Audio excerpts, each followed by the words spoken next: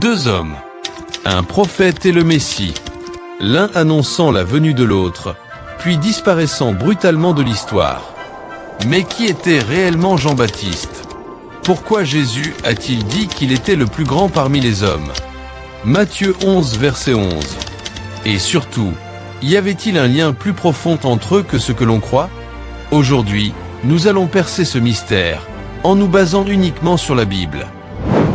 Le lien familial entre Jean et Jésus. Luc 1 verset 36. Voici, Élisabeth, ta parente, a conçu, elle aussi, un fils en sa vieillesse. Jean-Baptiste et Jésus étaient plus que de simples contemporains. Ils étaient de la même famille. Leur mère, Marie et Élisabeth, étaient parentes. Et leur rencontre, bien avant leur naissance, était déjà marquée par un événement surnaturel. Luc 1 verset 41. Lorsqu'Élisabeth entendit la salutation de Marie, l'enfant tressaillit dans son sein. Jean, encore dans le ventre de sa mère, a réagi à la présence de Jésus. Un détail qui en dit long sur leur destin. Jean-Baptiste, le précurseur prophétisé. Ésaïe 40 verset 3. Une voix crie dans le désert, préparez le chemin du Seigneur. Malachie 3 verset 1. J'enverrai mon messager, et il préparera le chemin devant moi. Des siècles avant sa naissance, Jean-Baptiste était déjà annoncé par les prophètes. Il devait préparer le peuple à recevoir le Messie.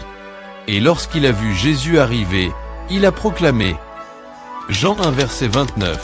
Voici l'agneau de Dieu qui enlève le péché du monde. Pourquoi Jésus a-t-il été baptisé par Jean? Matthieu 3 verset 13 à 17. Le ciel s'ouvrit, et l'Esprit de Dieu descendit sur Jésus comme une colombe. Si Jésus était sans péché, pourquoi se faire baptiser? Son geste était une identification à l'humanité, mais aussi une validation du ministère de Jean. C'était aussi l'un des seuls moments où la Trinité se manifeste clairement dans la Bible.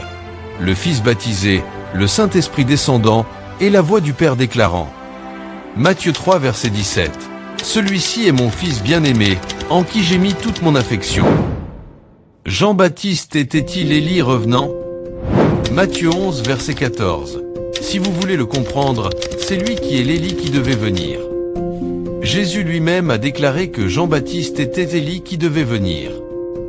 Mais comment comprendre cela?